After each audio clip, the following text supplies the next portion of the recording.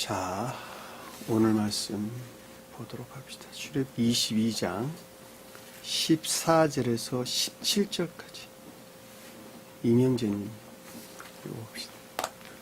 만일 이웃에게 빌려온 것이 그 임자가 함께 있지 아니할 때 상하거나 죽으면 반드시 배상하느니와 그 임자가 그것과 함께 있었으면 배상하지 아니할지니라. 만일 세낸 것이면 세로 족하니라. 사람이 약혼하지 아니한 처녀를 꿰어 동침하였으면 납해금을 주고 아내로 삼을 것이요, 만일 처녀의 아버지가 딸을 베게 주기를 거절하면 그는 처녀에게 납해금으로 돈을 낼지니라. 아멘. 자,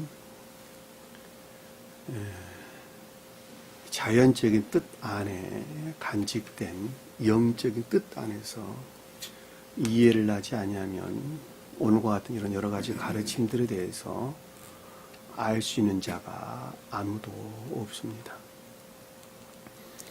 자연적인 뜻 너머의 영적인 것들을 이해하기 위해서는 영적인 것들을 이해할 만한 알 수 있는 어떤 지혜나 총명 안에 나아가야만 되는데, 그 지혜나 총명이라고 하는 것은 그것들을 이해할 수 있는 생명 안에 있지 않으면 결코 오지가 않습니다. 따라서 거듭나지 아니한 자가, 중생하지 아니한 자가 성경 말씀을 안다라고 하는 것은 처음부터 불가능한 이야기입니다. 그래서 성경 말씀에, 다시 말하면 말씀의 문자적인 뜻 안에 간직되어 있는 영적인 뜻들에 대해서 조욕 가운데 있지 아니하다, 그러니까 무슨 말인지 잘 모르겠다 라고 한다면 그 사람은 아직 천계적인 생명의 영역 안에 머물러 있지 아니하고 감관적이고 관능적인 생명 안에 머물러 있는 자다라고 하는 것을 반대로 말하면 우리가 이해할 수가 있겠죠. 자, 그들은 구원받을 수가 전혀 없는 것이죠. 왜냐하면 그들은 천사적인 지혜 안에 있는 자들이 아니기 때문에 그렇다는 것입니다. 따라서 이 가르침에 속한 모든 것들을 관능적인 생명에서 취해가지고 그것들과 결합이 이루어지게 됩니다. 그 결합이 이루어진 데에서 삶 가운데서 그 어떤 것들을 드러내는데, 그것이 곧 세상적인 탐욕들이죠. 탐욕들. 그 탐욕을 취하는 데서 관능적인 쾌락이나 기쁨들을 느낀다라고 하는 것은 불을 보듯 우리가 잘 알 수 있는 내용입니다. 그러나 중생한 자라 한다면 그들은 그 영역 너머의 체계적인 생명 안에 머물러 있는 자들이다라고 하는 것입니다. 천계적인 생명에 머물러 있는 자들은 주님으로부터 전유된, 주님으로부터 쪼개받은 주님의 분깃이죠. 주님의 분신이죠. 다른 말로 설명하면 주님 사랑으로부터, 신령한 사랑으로부터 쪼개받은, 떼어서 받은 생명 안에 머물러 있는 자들입니다. 하기 때문에 주님이 주시는 기쁨이나 즐거움 가운데서 살게 되는데, 그들이 삶에 속한 모든 것들 안에서 주님으로 말미암는 사랑 안에 있는 자들은 지혜 안에 있고, 인애 안에 있는 자들은 총명 안에서 산다, 이렇게 언급을 하는 것입니다. 그것이 평화고 곧 기쁨이다라고 하는 거예요. 자, 이런 자들은 새롭게 창조된 새 하늘과 새 땅, 새롭게 창조된 새 하늘과 새 땅 가운데 머물러 있는데, 새 하늘이다라는 말씀은 새롭게 창조된 속마음, 속사람을 가리키는 말씀의 뜻이고, 새 땅이다라는 말씀은 거기에서 질서 정연하게 정리정돈된, 잘 들으셔야 돼요. 단어 놓치지 마세요. 정리정돈되어 있다는 말은. 질서 정연하게 속사람으로부터 정리정돈되어진 겉사람 안에서 사는 사람들이다 라고 하는 거예요. 이해되셨죠? 겉사람 안에서 산다. 그러니까 그 사람이 속사람에 산다는 말이 겉사람에 산다는 거예요. 속사람에서 말미암는 겉사람에서 산다는 이야기죠. 그렇죠? 그러니까 우리가 이 땅 가운데 사는 한은 겉사람 안에서 사는데 그럼에도 불구하고 새롭게 창조된 속사람에서 말미암아 겉사람에서 정리정돈되어서 살아간다 그 뜻이에요. 그것이 새 예루살렘이다. 오늘 우리가 묵상했던 말씀. 새롭게 창조된 새 하늘, 새 땅이다. 라는 말을 우리가 잘 할 수 있단 말입니다.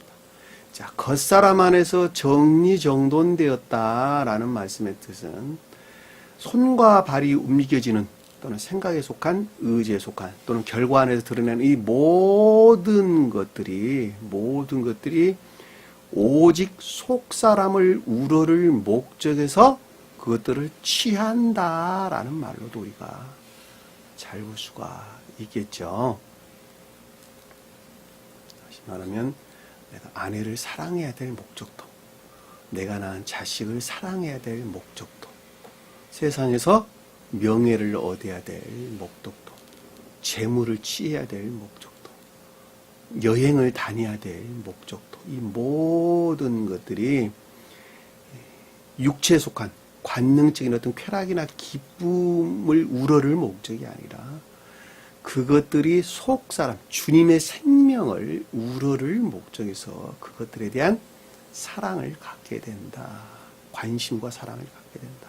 그리고 그것들과 결합이 이루어진다라고 하는 것입니다. 그것이 속사람으로부터 정리정돈되었다라는 말씀의 뜻이죠. 그러니까 우리가 이 땅 가운데 사는 자들은 다 교회에 속한 자다라고 할 때 천계에 대응하는 지상의 주님의 나라죠.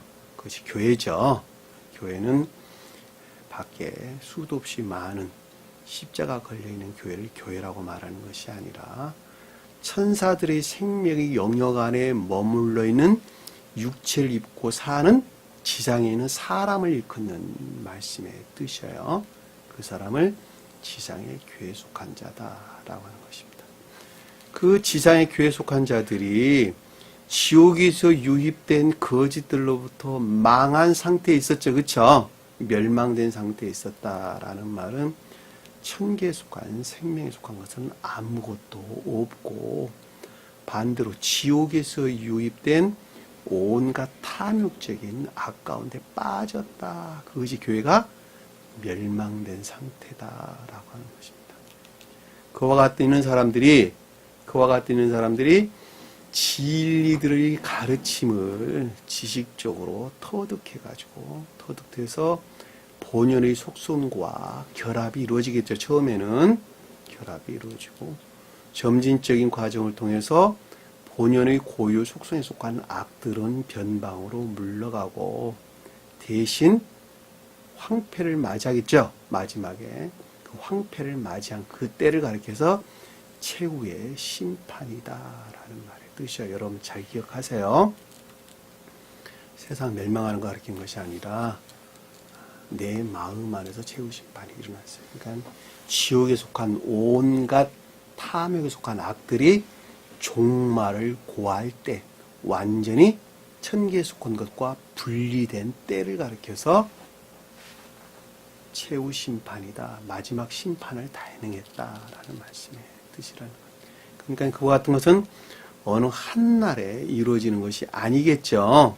왜냐하면 한 사람이 중생이라고 하는 것이 어느 한날에 성취되는 것이 아니기 때문에 그렇단 말입니다. 이것은 상당한 오랜 세월을 필요로 한다. 성경에서는 6년이라는 말, 7년이 되면 그것이 성취된다라는 말로 우리에게 설명을 주셨어요. 이해되셨죠? 무슨 말씀인지. 엄격히 말하면 아주 정상적으로 완전한 성취는 7년이 되면 이루어지는 것이나 최후 심판은 3년이면 이루어지는 거예요.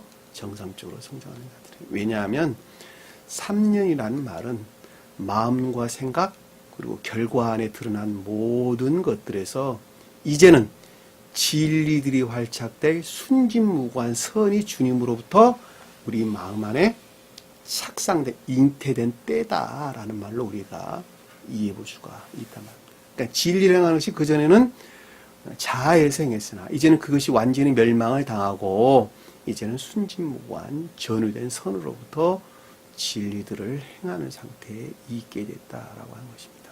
자, 그와 같은 과정에서 좀 더 충만한 상태로 증대되어 가지고 선과 결합된 진리의 상태로 나아가게 되는데 그것을 일곱째 날이다, 안식의 날이다라는 말로 우리에게 설명해야 되는 것입니다. 그것이 천계적인 혼인의 상태다라고 하는 것입니다. 이해되셨죠? 무슨 말씀인지. 그러니까는 거듭난 자다라는 말은 안식이다라는 말하고 똑같은 말이겠죠. 그렇죠? 이 안식이라는 말은 평화의 상태라는 거예요. 왜냐하면 전쟁이 더 이상 없다는 것이죠. 나와의 싸움이 정지된, 그러니까 싸움이 종말을 구한대. 지옥이 더 유입돼. 악들이 나를 더 이상 괴롭힘의 상태에 있지 않은 때. 시험으로부터 해방된 때. 그것이 여섯째 날 다음에 일곱째 날이다. 그것이 평화의 상태다.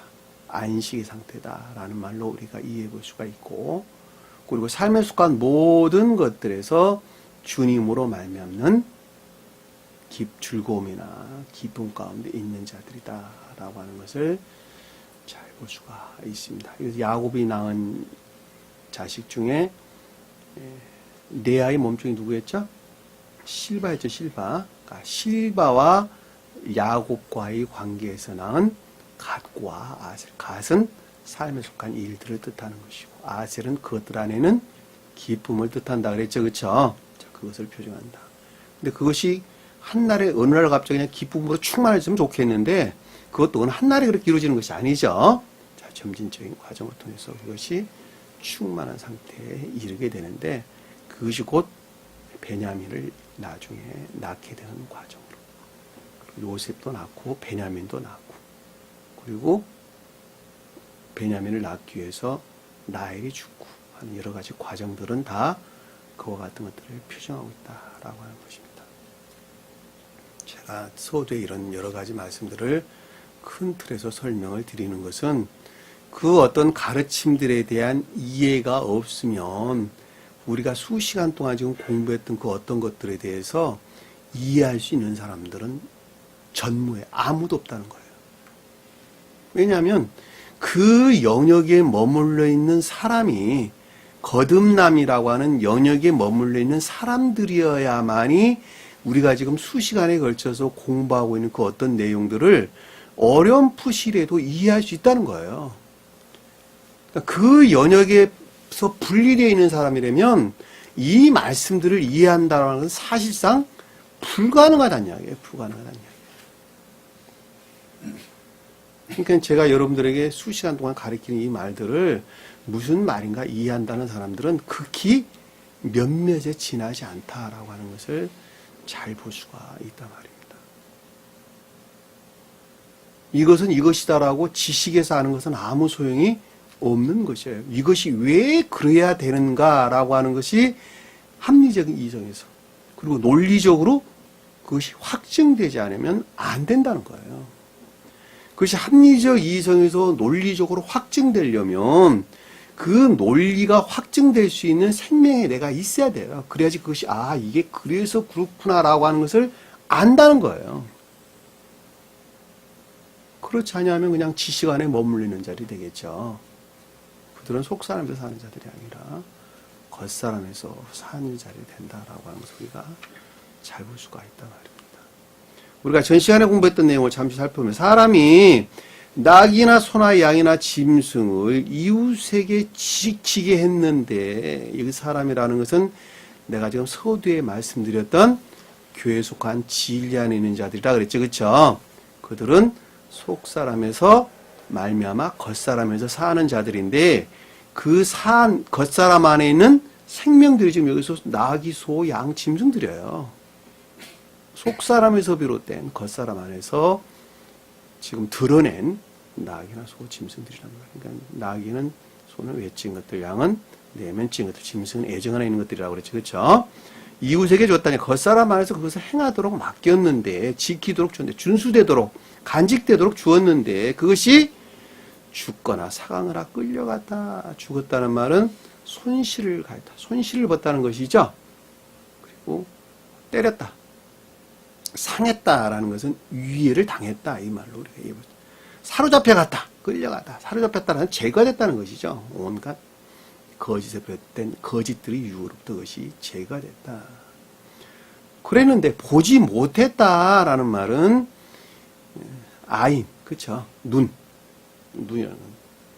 보지 못했다는 말은 근데 그것들에 대한 이해가 없다는 것이죠. 그것이 실제적으로 삶 가운데 일어나고 있는데 그 어떤 것들에 대해서 내가 이해가 없다는 거예요. 있을 수 있어요, 없어요? 얼마든지 있을 수 있는 일이에요. 왜냐하면 영적인 사람들은 상대적인 불영명한 상태에 있기 때문에 그렇단 말입니다. 천적인 사람들은 지연에 따르죠. 그렇죠? 또 다른 말로 설명하면 태양의 빛 안에 있다. 그렇죠? 그러니까 영적인 사람들은 달빛 아래에 있어. 그러니까 사물들이 되게 먼 데서 보면 저기 나무 같기도 하고 사람 같기도 하고 굉장히 불영마단 말이에요. 그러하기 때문에 행위 안에 있어서 동일하게 적용될 수가 있겠죠. 제가 늘 새벽마다 산을 가는데 초승달일 때 보이는 것하고 그 다음에 반달일 때 보이는 것하고 대보름달에서 보는 것하고는 완전히 달라요. 자, 초승달에서 볼 때는 후레쉬를 반드시 켜고 가야 돼요. 그래야지 안 넘어져요. 근데 보름달에서는 후레쉬가 없어도 그냥 가겠더라고. 잘 보여. 이게 돌물인지 안 그러면 이것이 계단인지 잘 보인단 말이야. 똑같아요. 그렇기 때문에 보름달에서 보는 사람들은 잘 안 넘어지겠죠. 근데 반달에서 보는 사람은 넘어올 수 있어요. 근데 심지어 태양빛에서 보는 사람들은 후레쉬가 필요 있어요, 없어요? 없어요, 전혀. 아주 잘 보니까 넘어질 일도 없어요. 저도 지금 요 며칠 날씨가 굉장히 추워가지고 잘 안 보여서 초승달일 때 가다가 잘 안 보여가지고 넘어졌어요. 무릎이 지금 시퍼렇게 멍이 들었어요, 지금. 쩔뚝쩔뚝거려요. 한참 걷다 보면은 잘 모르겠는데 막 처음에 디디려고 그럴 때 통증이 좀 있습니다. 파란 멍 거의 좀 빠져가는 것 같아요. 이게 이제 누렇게 바뀌대요, 색깔이. 무릎에. 이 한동안 비 왔잖아요. 그 날씨가 막 추웠다 따뜻했다 그랬단 말입니다. 그러니까 이게 걷다가 그냥 쭉 미끄러졌어요. 아마 햇빛에 있었다면 절대 안 넘어졌겠죠, 그렇죠? 여기 지금 그런 내용이에요. 넘어졌어요, 내가 상처를 입었어, 내 몸이. 내가 몸이, 그러니까 선에 속한 또 진리에 속한 어떤 것들이 상처를 입었다는 말이에요. 여기서 지금 설명한 것처럼 죽거나 상하나 끌려갔다. 이 말로 우리가 이해해 볼 수가 있겠죠. 왜냐하면 여기서 지금 중생한 자들은 영체 안에서 주님께 속한 자들이 그렇죠. 살아있는 영체 안에 영적인 생명 안에 있는 자들이기 때문에 대응으로 오면 내가 육체가 상하는 것과 같이 이해해 볼 수가 있다는 것입니다. 자, 두 사람이 이웃에게 손을 대지 아니하였다면, 자, 두 사람은 양쪽이라 그랬죠. 양쪽이. 그러니까 속사람이나 겉사람에 속한 것들이죠. 그러니까 개별적으로나 전체적으로 모든 것들이 능력 안에 있는 것이 아니라면 손을 대지 않았다 그랬죠. 속사람에 속한 것들, 겉사람에 속한 것들이 주님으로 말미암는 능력 아래 있는 것이 아니라면, 그쵸? 영적인 능력에 비롯된 것이 아니라면, 그 말은 다른 말로 설명하면 무슨 뜻이에요, 그러면은? 다른 말로 설명하면, 속사람의 영역으로부터 많이 벗어난 겉사람의 영역 안에 머물러 있는 사람이 되겠죠, 그쵸? 반대로 말하면 그런 말이 되는 거예요. 그러니까 그들은 맹세만 해야 된다, 이 뜻이에요, 맹세만 해야 된다. 왜냐면, 이해 안에 오지 않는 것은 맹세 이외에는 할 방법이 아무것도 없어요. 이해되세요? 임명견님? 자, 제가 여러분들의 진리를 가르치죠. 오늘 예배 시간 전에도 수없이 우리가 그런 여러 가지 것들에서 많은 이야기를 했어요. 이해가 되지 않는다 그래도 부정하면 돼요, 안 돼요? 안 되는 거예요. 왜냐하면 가르치는 자는 하늘의 말을 하는 사람이고 듣는 자는 그것을 이해가 안 된다, 보지를 못한다 해가지고 그 말을 부정하면 돼요, 안 돼요? 그냥 맹세만 하면 돼요. 아, 그렇습니까? 라고 맹세로 확증만 하면 된다는 거예요. 여호와께 맹세할지라. 그렇죠? 아버지가 자식에게 뭘 시켰는데, 어린아이에게 뭘 시켰는데 어린아이는 아버지가 시킨 것을 잘 몰라요. 모르니까 어린아이가 그것을 부정하면 되는 것이 아니라 아버지 말을 믿고 맹세해야 되구나. 아, 이것이 아버지 말인가 맞는구나. 그러고 나는 맹세해야 돼. 겉사람에 사는 사람들은 진리를 맹세만 해야 돼, 맹세. 그런데 속사람에서 사는 사람들은 그것을 합리적 이성에서 확증한다 그랬죠. 합리적 이성에서 확증한다는 말은 논리적 근거를 가지고 그것이 맞다, 틀리다라고 그것을 확증한다는 이야기예요. 자, 논리적 근거를 가지고 확증한다는 그 논리는 지식에서 오는 것이 아니라 마음, 간직된 생명에서 그것이 그러하다라고 하는 것을 확증한다는 거예요. 왜 확증될 수가 있죠? 내가 그렇게 살아봤으니까. 자기가 살아본 것에서 그 말들을 맞다 그러고 앞뒤가 맞는 논리로부터 그것을 확증한단 말이에요. 그러니까 속사람에서 사는 사람들은 논리로 확증하게 되고 겉사람에서 사는 사람, 그러니까 보지 못한 사람들은 맹세만 해야 되는 거예요. 그 말이었죠. 우리가 전 시간에 공부했던 내용이. 근데 만약에 도둑을 맞았다면, 도둑을 맞았다는 건 도둑 맞았다는 사실을 본인이 알고 있다는 것이죠. 그러니까 내면적으로 침투들해 온 그 어떤 것들로부터, 공로적인 것들로부터 앞에서 죽거나 상하거나 끌려간 것을 제가 알았다는 거예요. 그렇죠? 내면적, 내밀히 침투해 들어온 지옥의 유혹으로부터, 지옥적인 유혹으로부터 교회에 속한 것들이 죽거나 상하거나 끌려갔으면 그 임자에게 배상한다 그랬죠. 그렇죠? 배상한다. 원상의 복을 뜻한다라고 하는 것입니다. 만약에 찢겨버렸다 나간다면 의도적인 것들 안에서 그와 같은 것들이 이루어졌다 한다면 그렇죠. 증언할 것이다 라는 말은 거짓들이 거짓으로부터 악들이 확증된다 그랬죠. 악으로부터 거짓들이 확증된다. 그러니까 증언한다는 말은 행위의 결과들로부터 그것이 확증돼 버린다 이 뜻이에요. 본인 자신 그것이 악임에도 불구하고 선이라고 확증해 버린다는 거예요. 거짓임에도 불구하고 진리로 확증해 버린다는 거예요. 그러니까 의도적인 것들 안에서 진리들이 죽거나 상하거나 끌려가게 되면 삶에 속한 것들 안에서 악들을 행하게 되고 거짓들로부터 악들로부터 거짓들이 확증된다. 그 뜻이란 말입니다. 확증된다. 그러니까 맹세만 있어야 되는데 맹세하지 아니하고 부정하면 이런 결과가 빚어지는 거예요. 이해되셨죠? 무슨 말씀인지. 제가 가장 마음 아파하는 것이 바로 이것입니다. 저는 여러분들에게 하늘의 말만 한다고 내가 수없이 설명을 드렸어요.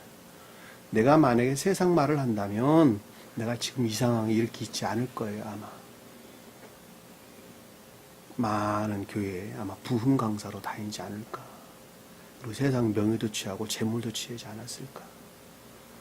그런데 그것이 아니거든요. 그러니까 이렇게 여러분들 보기에, 세상 사람들이 보기에는 다소 비좁하고 어수룩해 보이는 이런 곳에서 여러분들에게 가르치는 것입니다. 왜냐하면 하늘의 말을 하는 것은 세상 사람들의 생명에 그것이 결합될 수가 없어요. 매우 부적절하게 그들에게 와 닿는단 말입니다. 그러기 때문에 그러는 거예요. 근데 여기서 떠난 사람들은 그 외면적인 그 어떤 것들 안에서 부정한단 말이에요. 맹세하지 아니하고 그냥 맹세만 하면 될 것을. 그리고 그는 끝내 지옥으로 그냥 떨어진다니까. 너무 안타깝잖아요. 저는 그런 사람들을 많이 경험을 해봤어요. 그것이 1년을 앉아있다 가든 2년을 앉아있다 가든 다 똑같습니다. 다른 것이 아무것도 없어요. 뭐 한두 달 있다 가는 사람 마음이라도 덜 아파. 1년, 2년 머물렀다 가는 사람들은 마음이 찢어지는 아픔을 느끼는 거예요. 제가. 몇 날 며칠을 잠을 못 자요, 제가.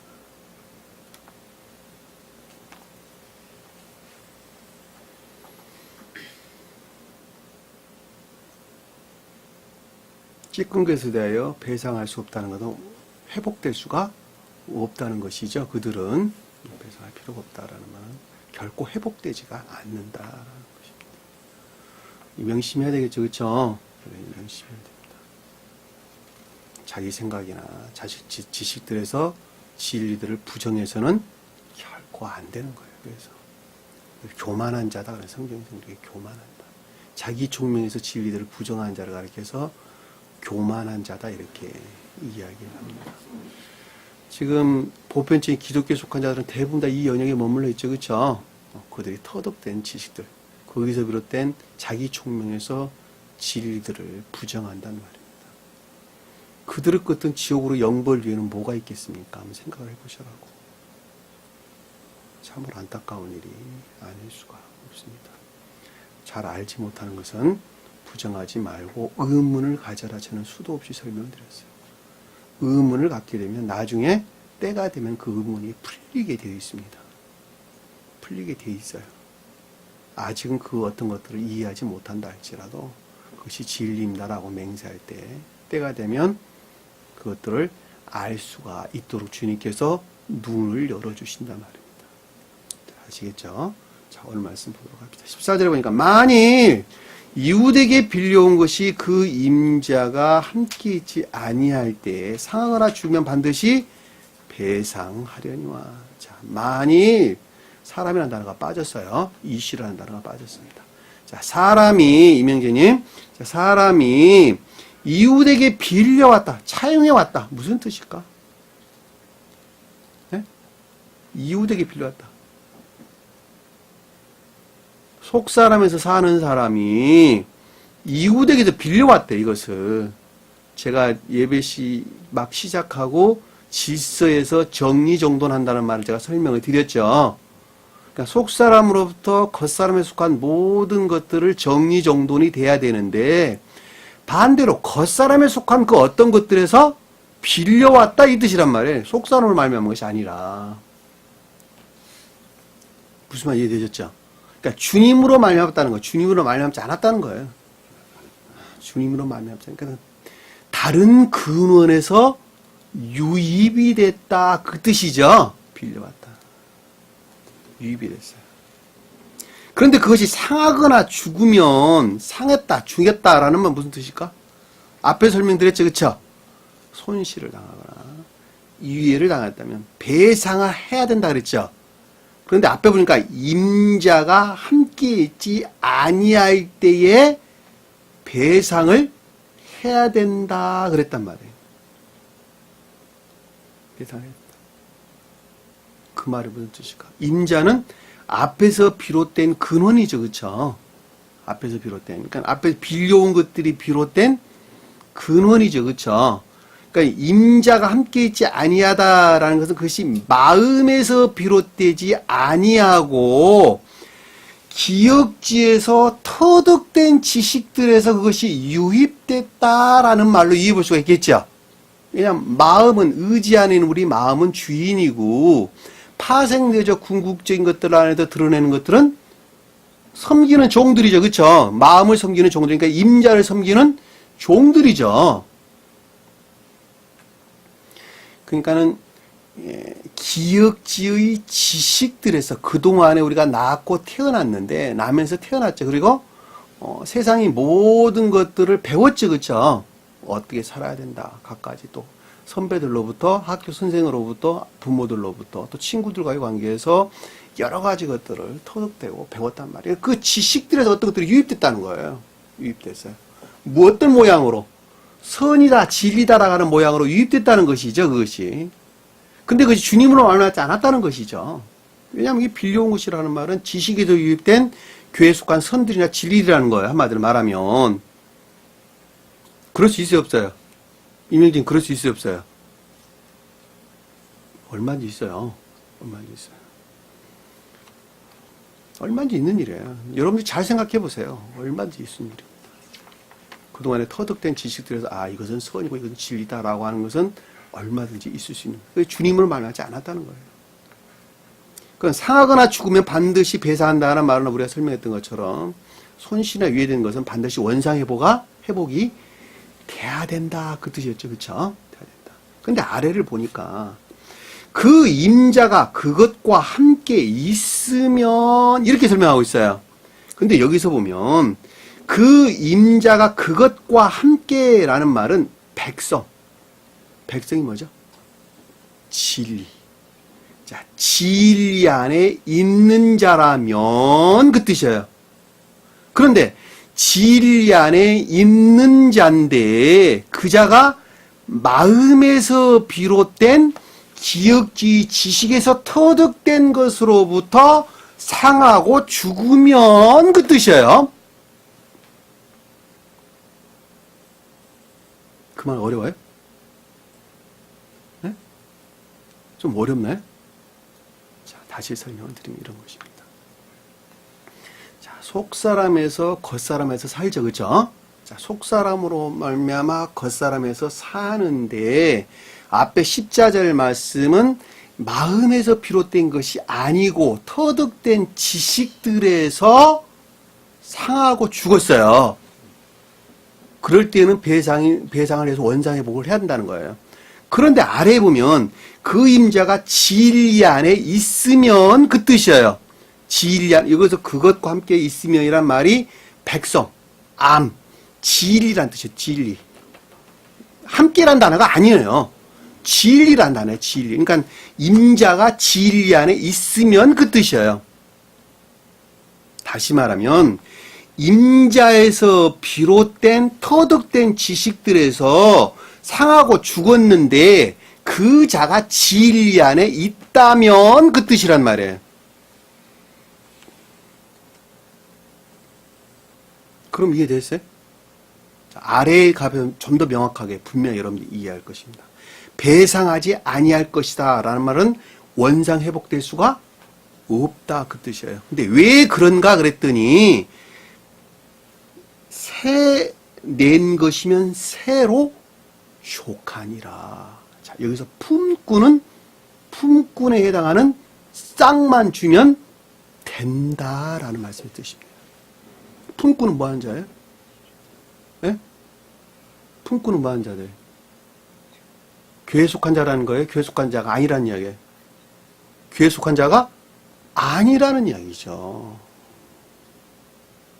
왜냐하면 고용인들은 자기 이익을 목적으로 해서 뭐 하는 자들이에요? 진리를 취하는 자들이잖아요. 그러니까 그것에 해당하는 생명만 그들이 간직하면 된다. 그들은 그것에 해당하는 싹만, 여기서 지금 새로 족하다는 말은 샤카르, 싹, 임금, 보수 이 뜻입니다. 그리고 새를 낸다는 말은 사키르, 고용된 품꾼 그 뜻이에요. 고용된 품꾼들은 그것에 해당하는 임금만 주면 된다 그 뜻이에요.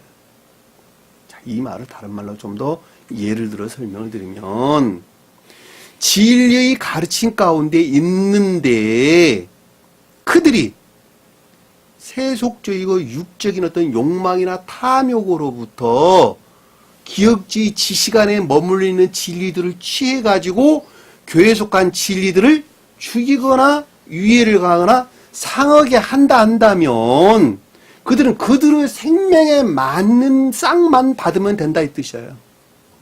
원망 연상 회복될 수가 없다는 거예요.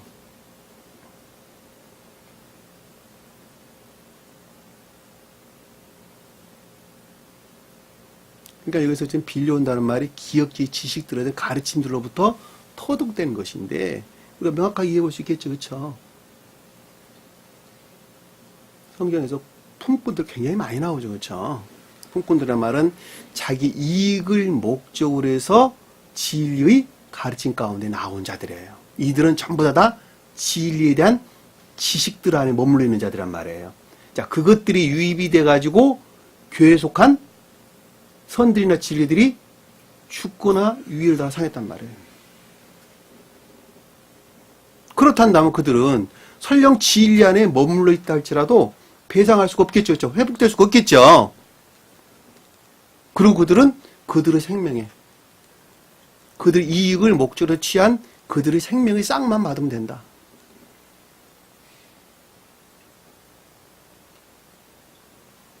지금 보편적인 기독교에 속한 자들 다 그런 자연적인 뜻에서 볼 때 성경 말씀이 신령한 진리들을 그쵸? 그것이 문자적인 뜻이든지 영적인 뜻이든지 주님으로 말미암는 신령한 진리들이란 말이에요. 신령한 자연적인 진리들인데 그 신령한 자연적인 진리들을 그들은 취해가지고 전부 다 그들은 탐욕을 채운단 말이에요. 세상적인 재물이나 명예나 이런 것들을 다 채운단 말이에요. 그리고 그것에 상응하는 싹을 그들은 받는단 말이에요. 너무 당연한 거 아닙니까? 그 싹은 영벌의 싹이죠. 그렇죠? 회복될 수 없는 영벌의 싹이죠. 그러니까 앞에서 배당할 때 아니할지라.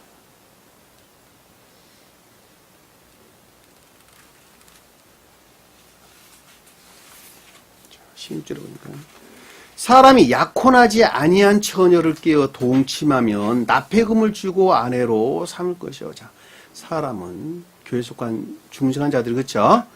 약혼하지 아니했어. 앞에서 지금 단어가 하나 더 붙었어요. 약혼하지 아니했다는 말은 무슨 뜻일까? 결혼하기 전에 약혼하지 않았다는 말은 무슨 뜻일까? 그렇죠. 그런데 깨어가지고 동침했다는 말이 뒤에 덧붙여져서 무슨 말일까? 무슨 말일까? 깊게 한번 이해해 보세요. 약혼하지 않았다는 말은 내면적인 것들 안에서 아직 주님과 결합될 수 있는 상태에 있지 아니하다. 이해되셨죠? 왜냐하면 이 처녀라는 말은 순진무구한 선에 대한 애정 가운데 있는 자들이 그렇죠? 베툴라, 처녀, 소녀 이런 뜻이에요. 그러니까 순진무구한 애정 가운데 있는 자들, 선과 진리에 속한 순진무구한 애정에 속한 것들이죠. 그렇죠? 애정 안에는 순진무구한 것들, 교회에 속한 것들이죠. 교회에 속한 것들. 근데 그것들 안에 아직 결합될 수 있는 상태에 있지가 못해요. 마음이라는 측면에서 볼 때, 내면적인 생명이라는 측면에서 볼 때. 근데 삶 가운데서는 어떻게 있다는 거예요? 그것이 결합이 이루어졌다는 것이죠, 여러분들. 자, 삶 가운데 결합이 이루어졌다는 말을 좀 더 풀어서 설명을 하면 탐욕으로부터 또 세상적인 목적이나 욕심으로부터 교회에 속한 순진무구한 선과 진리들이 결합이 이루어졌다 그 뜻이잖아요, 여러분들. 중생 초기에는 다 이 상태에 있어요. 예? 중생 초기에는 전부 다 이 영역에 머물러 있어요. 그리고 아래의 내용에서 중생한 자들은 이렇게 바뀐다는 말이 아래 설명돼서 나오는 거예요. 그러니까 중생 초기에서 교회에 속한 순진무구한 진리들인데 그 순진무구한 진리들이 내가 세상적인 욕심이나 욕망대에서 취해가지고 전부 다 거짓으로 바꿔놓죠. 내가 스스로 거짓으로 바꿔놓는 거예요. 그거 처녀를 꾀해서 취했다는 말의 뜻이에요. 성경에서 혼이라는 말은 선과 진리의 결합을 가리키는 말의 뜻이죠. 그러니까 지상에서 남자와 여자가 결혼한다는 말은 무슨 뜻이에요? 천계에서 내려온 선과 진리의 결합을 표정하고 있다는 것을 우리가 잘 볼 수 있겠죠. 그 말을 또 다른 말로 좀 더 디테일하게 설명을 하면 세상에서 결혼하기 전에 약혼식이 있어야 된다는 거예요? 없어야 된다는 거예요? 반드시 있어야 된다는 거예요. 왜? 그것이 천계를 표정하고 있기 때문에. 근데 요즘 약혼식 해야 안 해요? 거의 안 하는 경우 많죠. 반드시 약혼식 하셔야 돼요. 그것이 아주 간소하게라도 약혼식을 반드시 해야 됩니다. 약혼식을 하고 난 다음에 정식으로 결합의 결혼식이 있는 거예요. 결혼식은 내적으로나 외적으로 완전한 합의를 가리키는 거예요. 합의를. 약혼식은 내면적인 마음에서 양자 간의 합의를 가리키는 말의 뜻이고, 그리고 결혼이라는 것은 내면적인 마음에서 비롯된 궁극적인 삶에 속한 모든 것들에서 하나로 결합이 되는 것이다. 이 말로 우리가 쉽게 이해해 볼 수 있단 말입니다. 그러니까 우리가 이 세상 가운데서도 내가 낳은 자식들을 결혼시킬 때에는 아주 간소하게라도 반드시 약혼식을 해야 합니다. 남자는 여자에게 목걸이와 반지, 손가락 반지. 여자는 남자에게 손가락 반지. 반드시 주고받아야 돼요. 그걸 표징하는 거예요. 목걸이에 금 목걸이에 반드시 금으로 해야 돼요. 그것 은으로 하고 이러면 안 돼. 무슨 보석이 좋다고, 무슨 다이아가 좋다 그런 걸 하면 안 된다는 거예요. 금으로 해야 돼. 그것이 실금이 됐든 큰 금이 됐든 상관하지 아니하고 반드시 금으로 하지. 목에다 걸어준다는 것은 선에서 말미암는 주님과의 교류를 뜻하는 거예요. 손가락에다 건다는 것은 궁극적인 삶에 속한 선에서 비롯된 능력을 우리에게 표징해 주는 것입니다. 그것으로부터 한 가정이 온전하게 결합이 한 가정 우리 마음 표정하고 있는 우리 마음을 뜻한다라고 잘 볼 수 있어요. 시간이 많이 없으니까 많이 찾아볼 수는 없고 우리가 한두 가지만 찾아보도록 합시다. 호세아서 한번 볼게요. 호세아서 2장 18절 한번 볼까요? 호세아서 2장 18절. 영은자면 읽어봅시다. 그날에는 내가 그들을 위하여 들짐승과 공중의 새와 땅의 곤충과 더불어 언약을 맺으며 또 이 땅에서 활과 칼을 꺾고 전쟁을 없이 하고 그들로 평안히 눕게 하리라. 19절 보세요. 내가 네게 장가들어 영원히 살 때 공의와 정의와 은총과 긍휼이 여김으로 네게 장가를 들며. 자, 맞죠? 여기서 혼인이라는 말이 등장하죠. 그렇죠? 장가한다는 말. 누구와 누구? 내가 너. 주님과 우리가 하나로 결합된다라고 하는 것을 말라기서 2장 11절 한번 볼까요? 말라기서 2장 11절. 반데이스에서 우리에게 설명해 주는 내용입니다. 이명재님 읽어볼까요? 유다는 거짓을 행하였고 이스라엘과 예루살렘 중에서는 가증한 일을 행하였으며 유다는 여호와께서 사랑하신 그 성결을 욕되게 하여 이방신의 딸과 결혼하였습니다. 자, 똑같이 그쵸? 혼이란 말 나오는데 탐욕으로부터 거짓들과 짝을 했다, 결합됐다라는 말로 우리가 잘 볼 수가 있단 말이에요. 이사야서 61장 10절 한번 볼게요. 이사야서 61장 10절 한번 볼까요?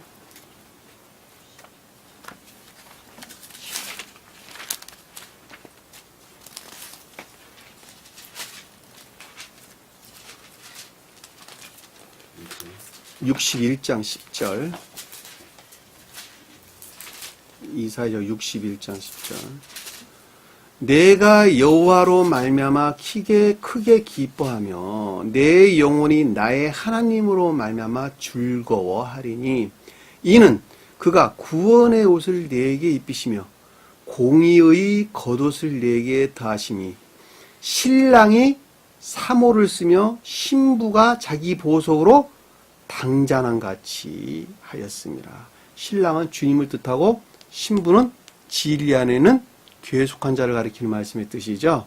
하나로 결합되는 것을 뜻한다는 걸 잘 볼 수가 있습니다. 우리가 계시록서 오늘 21장을 읽어봤으니까 됐고 9장 15절 한번 볼게요. 9장 15절. 마태복음 9장 15절.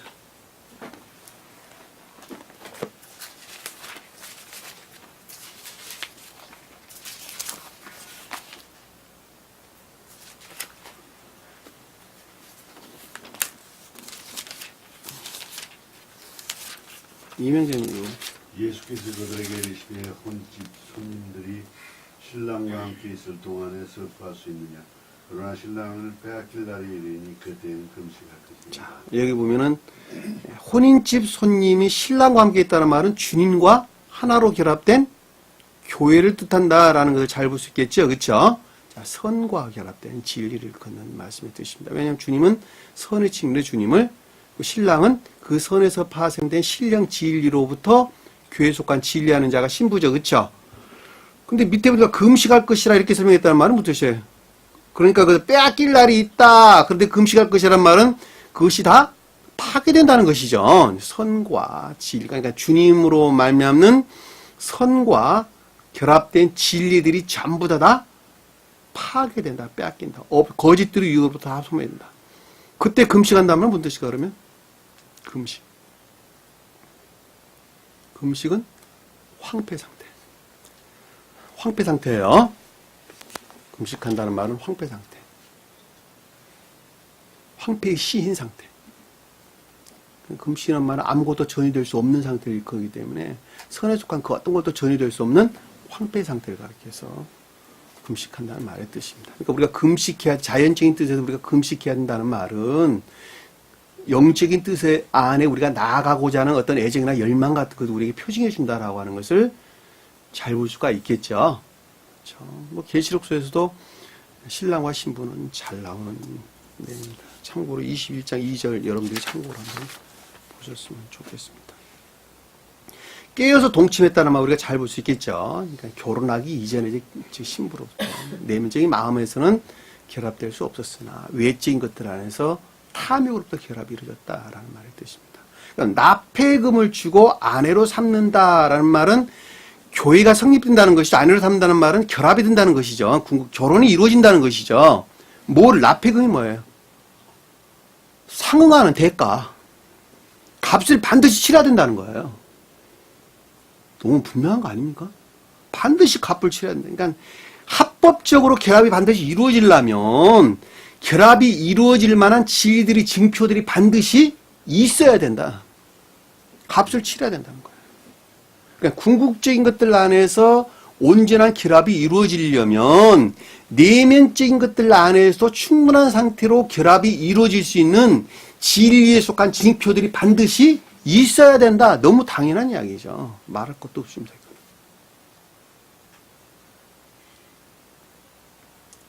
납폐금이란 말은 마하르, 값을 치른다 이 뜻이에요. 값을 치른다.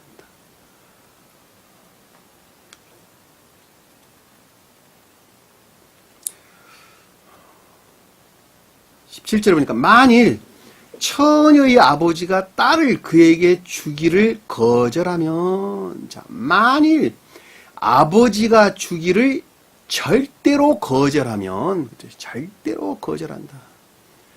자, 딸을 아버지가 주기를, 그러니까 처녀가 비롯된 근원이죠, 그렇죠? 아버지가. 그럼 뭐예요? 그게 무슨 말일까 그럼? 처녀는 교회를 뜻하는데 순진무구한 선과 진리들이 간직된 교회를 가리킨단 말이에요. 근데 그것들이 비롯된 근원은 주님이잖아요, 주님. 그러니까 주님으로 말미암았다는 거예요. 그러니까 주님으로 말미암는 내면적인 선들에서 파생된 진리하는 것들이죠, 그렇죠? 딸들은. 왜냐면 아버지가 낳은 자식들이니까. 근데 아버지가 거절한다라는 말은 내면적인 것들의 측면에서 아직 결합될 수 있는 상태에 있지 못하다면, 앞에서는 값을 치러서 반드시 그 영역으로 넘어와야 되는 이야기죠. 그렇죠? 결혼 아내로 맞이할 상태로 우리가 나와야 된다는 이야기죠. 근데 아직도 그 영역에 머물러 있지 못한다면, 내면적인 선의 측면에서 충분한 상태의 결합이 이루어질 수 있는 상태에 있지 아니한다면, 그래서 거절한다는 말이 아주 거절한다 이런 뜻이죠. 아주 거절한다. 거절한다는 말이 2번 언급된 단어예요. 그 처녀에게 납폐금으로 돈을 낼지니라. 처녀는 그 순진무구한 것에 상응하는, 대응하는 결혼 지참금을 다할 것이다. 상태 안에 나아가야 된다. 무게를 단다라는 말은 상태를 뜻한다 그랬죠. 한 사람의 생명의 상태를 가리키는 거예요. 이집트 사람들은 깃털을, 심장과 깃털을 달았어요. 그렇죠? 그래서 심장이 무거우면 천국 갔어요? 못 갔어요? 못 갔어요. 깃털보다 심장이 무겁다는 말은 그 심장이 뭐에 머물러 있었다는 거예요? 온갖 지옥적인 속성 안에 머물러 있어서 지옥으로 떨어졌다는 것이죠. 근데 이게 똑같거나 더 가벼웠으면 천국 갔다 그랬죠. 그렇죠? 여기서 보면 처녀라고 하는 순진무구한 교회의 선과 진리들을 얻을 만한 상태의 진리 안에 있어야 된다. 상응하는 진리 안에 반드시 있어야 된다라고 하는 거예요. 그러니까 아버지가 거절하면, 그러니까 내면적인, 극내적인 것들 안에서 아버지와 하나로 결합될 수 없는 상태에 있는다 한다라면, 거기서 파생된 진리에 속한 순진무구한 것들 안에 결합될 수 있는 성질의 지참금, 결혼 지참금을 반드시 줘야 한다는 거예요. 그 대응의 상태에 있어야 된다는 거예요. 이해되셨죠? 무슨 말씀인지.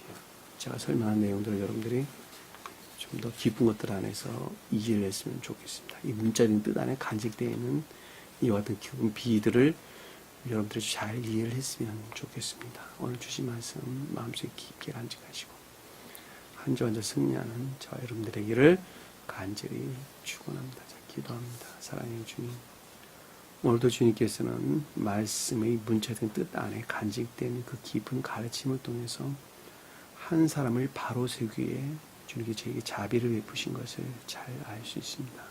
사랑의 주님, 가르침에 속한 것들이 아직은 다소 불영명하다 할지라도 이제는 삶 가운데에서 좀 더 깊은 것들 안에서 주님을 향해 나아갈 때 그것들이 주님과 하나로 결합될 수 있다고 하는 생명의 그 믿음 안에 있다고 하는 것을 다시 한번 고백할 수 있도록 주님께서 늘 간섭하시고 섭리해 주옵소서. 남은 시간도 주께서 함께해 주심이 싸우며 예수님으로 주기도문합니다.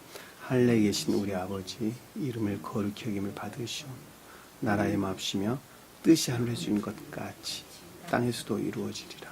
오늘날 우리에게 일용할 양식을 주옵시고 우리가 우리에게 죄진 자를 사해 준 것 같이 우리 죄를 사하여 주옵시고 우리를 시험에 들게 하지 마옵시며 다만 악에서 구하옵소서.